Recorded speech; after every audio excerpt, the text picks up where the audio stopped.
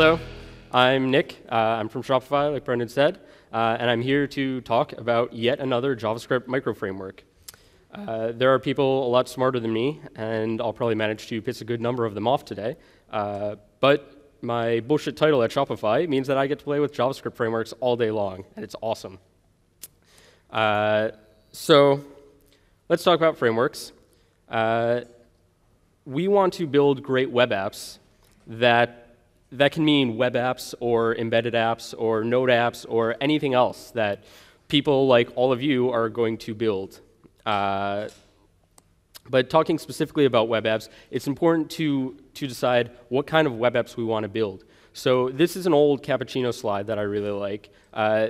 It's about the spectrum of different kinds of web apps. On the left, you've got really simple, just text document-based pages. And all the way to the right, you have desktop-style applications like Cappuccino builds, like 280 slides. So frameworks like Backbone are aiming more towards kind of to the right, somewhere between something like Facebook and something like 280 slides, where you have a fair amount of interaction, but not necessarily the fully stated model that you would have with a full desktop application. The problem is that building these kinds of apps is still really hard. There are a lot of moving parts involved, and complexity explodes for anything but the simplest of applications. So at Shopify, we have a really big app to implement.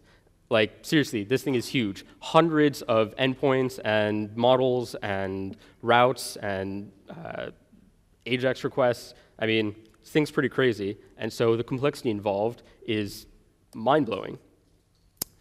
But we wanted to make it work, so my job is to sit there like a monkey at a typewriter and figure out how we can make that happen.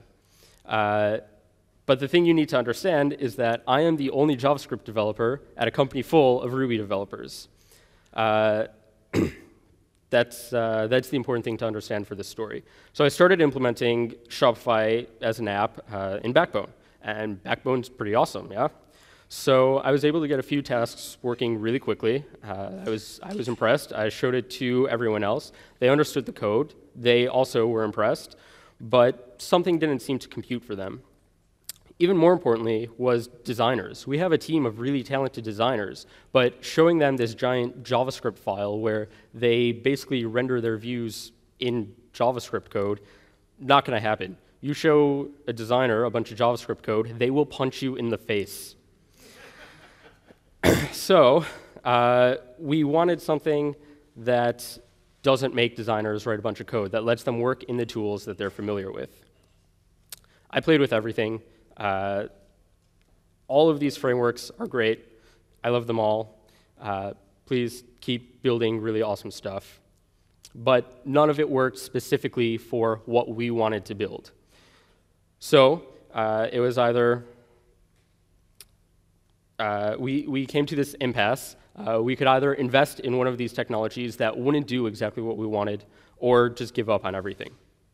But I realized that there were just a few specific goals that we needed to achieve in order to, that we really wanted to solve. First of all, everything should be really fast startup.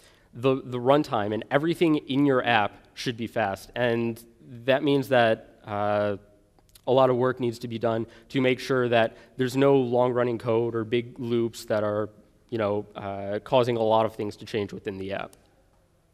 And it also means that development should be fast. As a developer, as an implementer of code, you don't want to spend a lot of time messing with the library or with the framework, and you just want to develop your app. That goes hand in hand with maximizing developer happiness. So for better or worse, in a company full of Ruby developers, that means CoffeeScript. Don't get me wrong, I love native JS. But CoffeeScript is definitely beautiful and allows you to do some things that were pretty hard to do natively. More importantly, it allows you to implement certain things just like what a developer is expecting when they sit down to look at the code. And that's really important, is the path of least resistance. That goes hand in hand with Rails looking. Now let me be clear, I don't want to re-implement Rails in JavaScript, and Rails is definitely not the end-all of web frameworks. But for our company full of Rails developers, sitting down and looking at some code that looks aesthetically similar to something like Rails, it, again, follows the path of least resistance. So spoiler alert, that's going to pop up a lot. It should also maximize designer happiness. Things look different in the eyes of designers, and they're used to their HTML and their CSS. They don't want to write a lot of code. It was a struggle getting designers to work with ERB templates. And also, the more you can decouple with the designers, they can work on their code, on their HTML. You can work on your business logic, and it's really easy to make that all work together, or it should be, and that's what we want to do. But designers will still write jQuery code or whatever to make cool things happen on the page. So you want to give them a place to do that without interfering with it and without blowing all of that jQuery away every time something in the app has to change.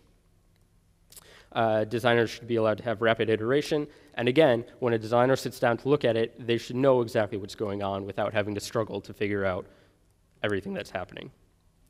It should follow convention over configuration. When you have a lot of configuration, there's all these options that you have to set up and all different kinds of light bulbs to put in and switches to flip. So we didn't want to do that. When you follow well-established conventions, you write less code.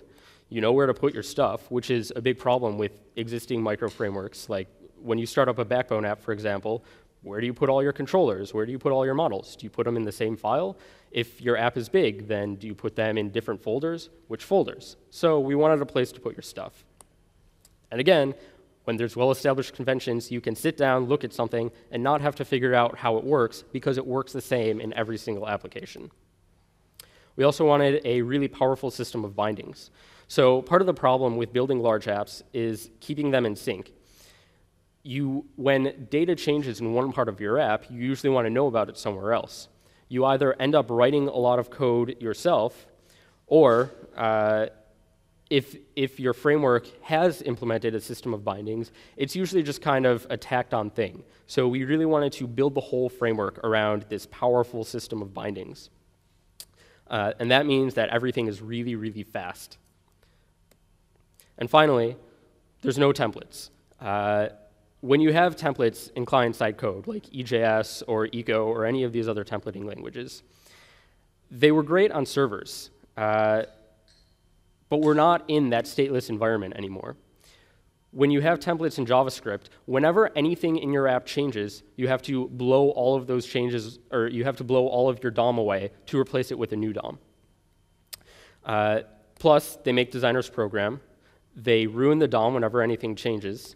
They're really slow, so not only do you have to replace entire sections of your page, but you have to parse that string first and then create nodes from it.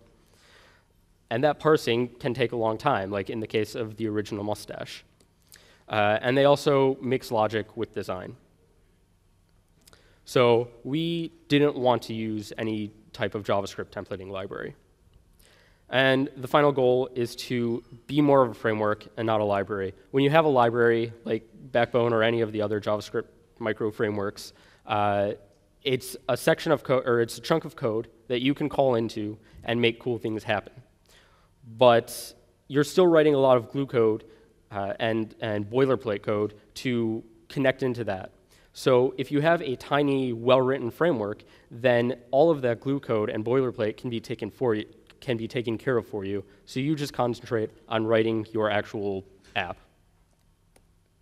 So those were the goals that we had, and that brings us back to the dilemma. We're back at this impasse. Do we want to invest in one of these other frameworks, or give up, or do something about it? People told me to give up. I said Sundle sticks to them. We're doing it anyway. Realizing that these goals are probably completely unobtainable, I started building Shopify as the app that we wanted to see. The result is a framework that's partly extracted from real work and partly my own over-engineering fancy, but that framework is Batman.js. So what is Batman? It's really fast. Everything's fast. Development's fast. Startup is fast. Runtime is fast. Maximizes developer and designer happiness in all of the ways that I mentioned. Convention over configuration, powerful bindings, and no templates. But what we have instead, I think, is better than templates. And everything is designed to just make sitting down and looking at this code really easy. So this is Batman. We're going to be releasing it under the MIT license soon. But let me show you what it looks like. So Alfred is the first example I want to show you. Everybody always has to build a to-do manager. It's just kind of this canonical thing. But doing it in Batman is so trivial that it's almost not really worth showing a demo, but that's what I'm going to do. So this file.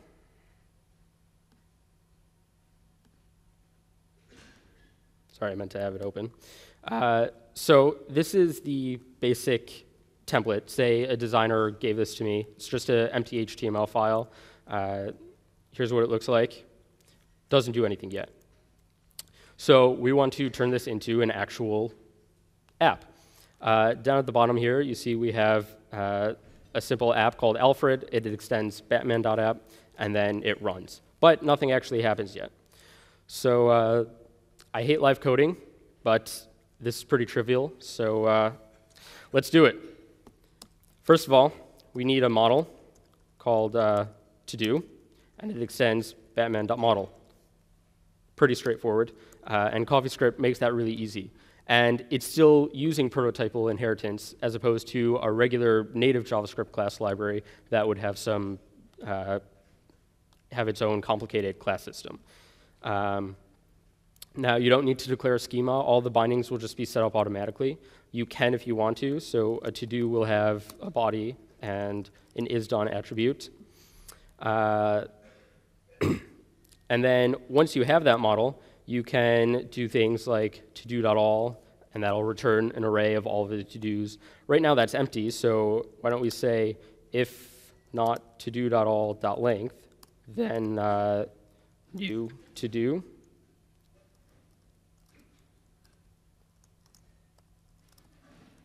And you can put that somewhere and then call to-do.save. So it's very straightforward to look at. It does what you expect. And if we run this, it won't do anything, but it doesn't cause any errors. The to-do is now saved in the data cache. But we probably want to actually make it do something. So for our list of items, for every item, we'll have a checkbox and then a label. And essentially what we want is the label to have the context or the content of the to-do. So we want to write something like data bind is to-do.body. So using data attributes, we have a number of hooks into your app. They take strings or executable code, and then they can run pieces of your app, get data, bind to data, and keep that node in sync with all of your data. And the important part is that the node itself is registering an observer on your data. You never have to, there's never like a big DOM tree that's mapped that has to walk through whenever data changes. So it's really fast. The node is in charge of itself. But where do we get this reference to do? Well, aside from the one that we defined down here, but that's not global. So what we want to do is we want to iterate through the collection of all the to-dos. There's another data binding that will iterate through a collection. You can say for each. And the variable that will be defined within that loop will be whatever you pass it. And then finally, you can say what you want to iterate over. So this is saying for each to-do in to-do.all, create a new list item. Now, whenever a to-do gets added, it will create a new list item. Whenever one gets removed, it will remove the corresponding node from the DOM. It never re-renders the whole list or anything like that. So if we run this, there's the first to-do. We can also bind the checkbox to to-do.isDone. And now it'll work, but we don't have anything to show whether the to-do is done. So we want to, say, add a class name to the label. We can just say data class, and then the name of the class that we want to bind. So in this case, the class name will be done, and we'll also bind that to todo.isDone. So now, when the to-do item is done, it will automatically add that class name to the node and take it away again when the binding changes. So the node is taking care of itself. It's really fast, and you never have to worry about any of the glue code to make that happen. If we just add a couple to-dos to play with.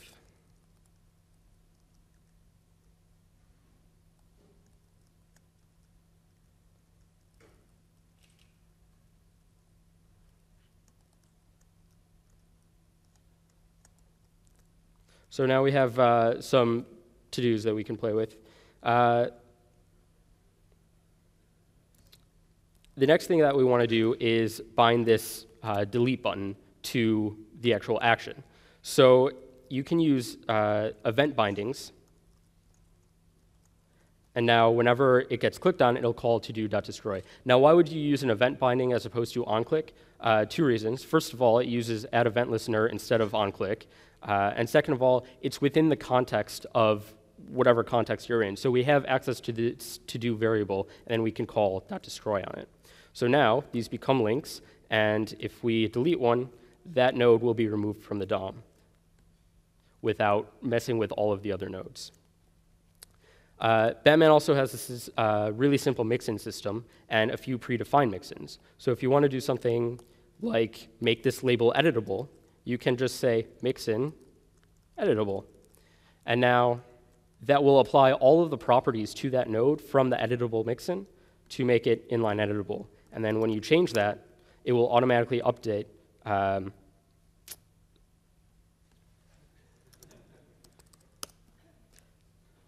It should automatically update. Well, live demo, digs break. I'm not going to debug it, but it should normally automatically update that. It gets really cool, though, because you can also say mixin animation. And now, whenever, okay, everything's breaking. Well, whenever one gets created, it will animate in, and when you delete it, it'll animate away.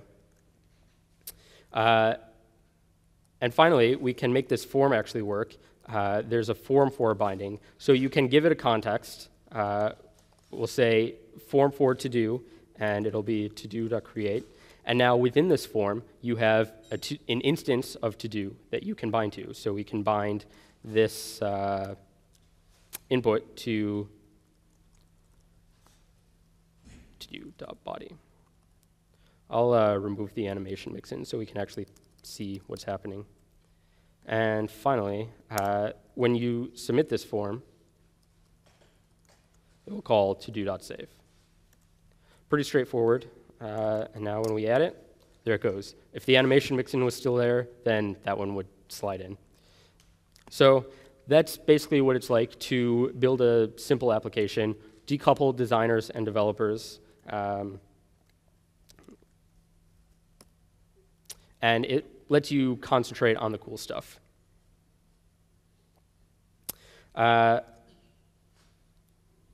Unlike other frameworks like Sprout Core or Cappuccino, though, it's more like Backbone in that the framework itself is really tiny. It's less than 10K, and it's really fast because it just doesn't do very much aside from just set up the classes that you need to implement and extend.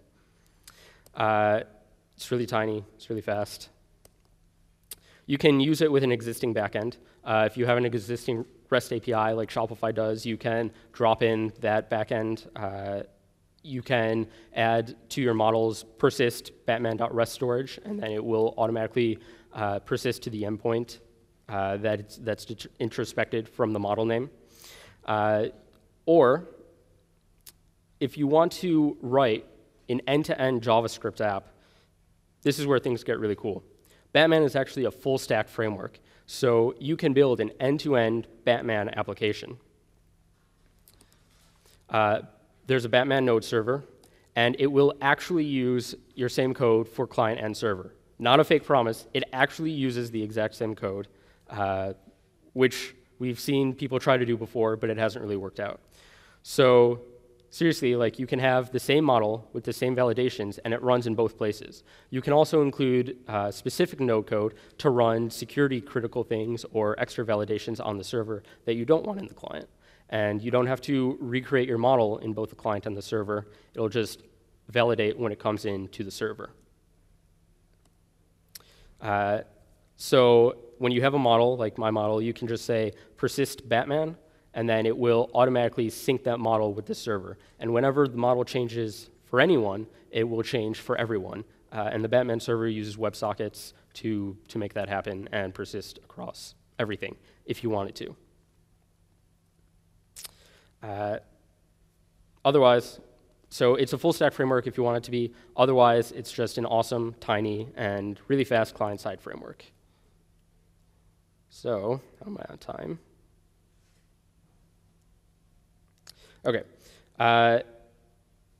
For another example, I want to actually show you what it's like to build a full app. The to-do demos are cute, but it doesn't give you an idea for what it's like to build a full app. So I could not think of anything more inane than building a Twitter client. Plus, Twitter said, don't build more Twitter clients. So Twitter client. Here we go. So basically, what this demo is going to do is it'll get a stream of public timeline tweets and then let you locally comment on them and persist those comments to all other users of the Twitter comment application. So to start up your app, you'll say Batman gen app Twitter. So there's a full tool chain of generators and things like that that you can use to create your app and give it a structure. So the response to that will create your application, create your models in your views folder. So it gives you a place to put your stuff, and it gets you set up with a convention that you expect. And then you can cd into Twitter and run Batman server to start up the server. So if we say Batman server, then the default app just looks like it's just a simple app. It has a binding. So when you change this text field, it updates the binding. That's just the default of what happens when the generator gets invoked. So the next thing we want to do is we want to have a model called a tweet, so we can generate that, and it'll generate the file for us. This is the code that we want our tweet model to look like. It has many comments, so you can do associations. Those are built in. And then we'll have a fetch method, which just sends a JSON-P request to Twitter search. It gets cut off, but it's using the query object. And then we'll create a new tweet and save it for every result that comes back in from Twitter. Next, we'll need a comment model. So that'll, again, generate the model for us. And the comment models will persist to the Batman server. They belong to a post. You can have validators, like here, we're validating the length of. If you are familiar with Rails, this should look really familiar, even though it's working as a JavaScript app and not a server-side app. And then we can define a schema. The next thing we need is a controller. So in the default app controller that the generator gives us, we have an index action. Now, when you have an action on a controller, if you don't return anything, then it will automatically render the appropriate view for that route. Otherwise, you can specify what you want to render or what you want to redirect to, like in the search action. We will call our fetch method, so it'll send the request to the Twitter API, and then it will redirect to a URL with that query in it. And finally, we'll have a comments controller. The index action will fetch all of the tweets, or a specific tweet, sorry, and show you the comments, all of the comments for that tweet. And then new will allow you to write a comment for a tweet. And both of these routes will be handled automatically by Batman. So it will automatically generate the route matches that need to happen to call these methods. Finally, this is what your view would look like. You can still, just because there's no templates doesn't mean that you can't still have views in different folders. So we have views/comment/index, and this HTML will be rendered when that action is called. And it will render the tweet. It will render all of the comments for it. So let's look at what that looks like. I will switch to the full version. So this is everything that we just implemented in slides. You can search Twitter, give it a hashtag to search for, so we'll search for JSConf. And once Twitter comes back, there we go. So these are the results of the search on Twitter. And that's just the tweet model. They get saved in the model, and then we can iterate over tweet.all. So you would think that there's more going on Twitter right now. Good call. So I can change this right in the route, and it'll update everything. OK, JSConf. And these are all the tweets about JSConf. And there's me. So you can hit the new comment button, and that'll take you to the route for this tweet/comment, and that will create, this is the new comment action. We can get, that's my name, and then give it a comment, submit, and now this is the comments action, so it's our list action, and it'll list all of the comments for that tweet. You can hit back, and the routes will update, even though we're still in the same application. And the fact that it's using the hash URL is just an implementation detail, just like in Backbone. When push state gets a little better, then that can change within Batman without affecting your application. So we can add another comment, and there it is. And if we go back to the Twitter timeline, now this tweet has a comments link that will take you back to the list of comments. So that's the Twitter comments demo. When you look at the code, you can sit down and really easily see what's going on. It looks like what you expect. There's not a lot of figuring out to do.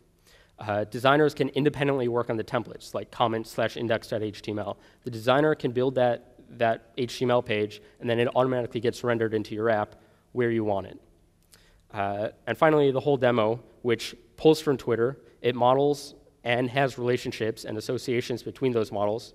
It has routes, and it renders views, and everything was less than 100 lines.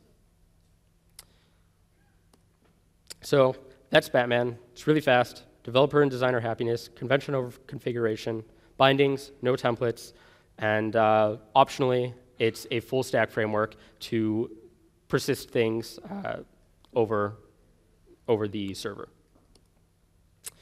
Less than 10K, and it will be MIT licensed very soon.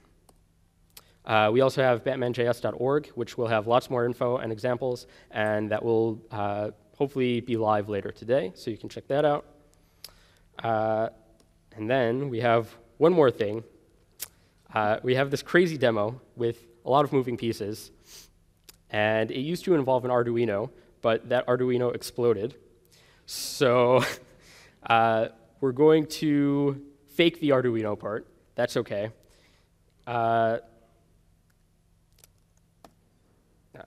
This is what the Batman.js website looks like, except without filler text. That's not what I wanted to show you. JSConf.nodester.com. So this is the crime-fighting application. Unfortunately, right now, there's no crime. So if I can get cell phone reception, that's the other thing, is that this needs cell phone reception, and I had not planned on there not being any cell phone reception. So I'm going to try to make a phone call.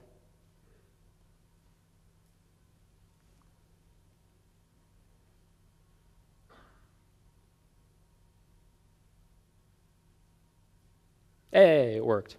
So what's happening is this is a Batman application running on the Batman server with Tropo in the background that will send messages to the Batman server. So as soon as I called, it sent a message to the server, which then sent a message to the client that updates this page. So if you see crime be committed, which you do because I just committed a crime, please call this number. So if you have cell phone reception, please call 1-888-9-BATMAN. And if not, then, hey, there's two.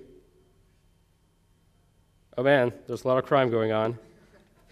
And so every time a call comes in, it pushes the number to the client. The client can update. And then as soon as it reaches 100%, then the node file comes on and sends the signal to light up the bat signal.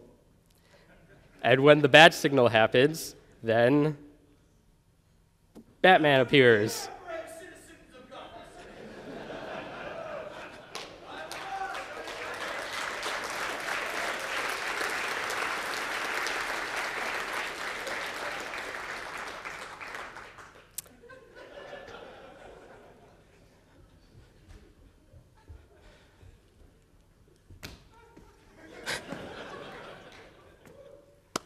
Thank you, Chris.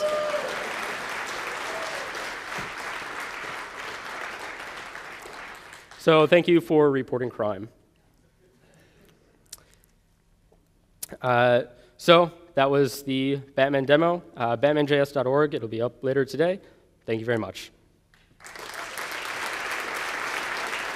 Country roads take me home to the place I belong. Portland, Oregon, the JSConf. Country roads take me home.